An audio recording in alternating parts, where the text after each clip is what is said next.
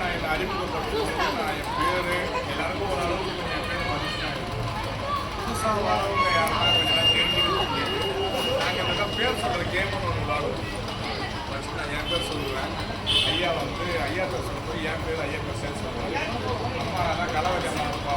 அவங்க சொல்லும்போது என் பேர் ஐயா பேர் கலவரம் அப்படின்னு ஒரு அவங்களோட பேரை நம்ம ஃபஸ்ட் நம்ம என்ன யாரெல்லாம் இருக்காங்கன்றது நம்மளா கூட சக இருக்கிறவங்க ஆட்களுடைய பேர் தெரிஞ்சுக்கணும், நம்ம தான் தெரிஞ்சுக்கணும் அப்படின்றத நாங்கள் ஒரு தனி கேம் ஒன்று அது ஒரு தான் ப்ராக்டிஸ் பண்ணுவோம். அதனால தான் நான் ஒவ்வொரு டைமும் அதை சொல்லிவிட்டு என்னுடைய தான் தொழில் செய்யக்கூடிய விஷயத்துக்கும் ரொம்ப நான் மதிப்பு கொடுக்குவேன். அதையும் நான் எப்பவுமே எங்கேயுமே நான் அதை சொல்லுவேன்.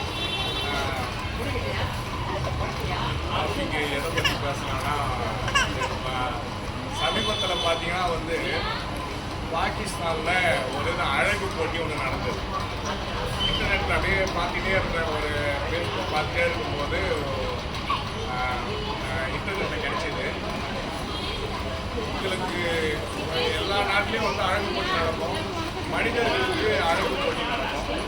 பாகிஸ்தானில் ஆடுகளுக்கு அழகு போட்டி நடத்துகிறாங்க. அந்த அழகு போட்டி எதுக்கோசரம் பார்த்தீங்கன்னா ஒரு மனிதர்களும் ஆடும் ஒன்றிணையணும் அப்படின்னு சொல்லிட்டு அந்த அழகு போட்டி நடத்தி அதை உலக மத்தியில் அதை வெளிப்படுத்துகிறாங்க. அது ரொம்ப ஒரு தவறான செயல். அது ஒரு சர்ச்சைக்குரிய கருத்து வேறு. அதே விஷயத்தை இங்கே தான் தமிழ்நாட்டில் டேரக்டர் அமீர் அதை பற்றி பேசியிருக்காரு.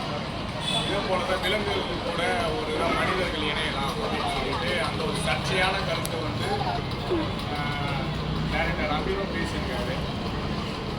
நாய்கள் வளர்ப்பு பற்றியும் ஒரு விதமான சர்ச்சையான கருத்துகளும் பேசியிருக்காங்க. இது போல மனிதர்கள் அப்படின்ற ஒரு விஷயத்தை மறந்து ஒரு மிருகத்தனமாக வாழக்கூடிய பாகிஸ்தான் உலக நாடுக்கு சார்ந்த இடம் மாறிடுச்சு. அவ்வளோதான் விஷயம், வேறு ஒன்றும் இல்லை. நன்றி, வணக்கம்.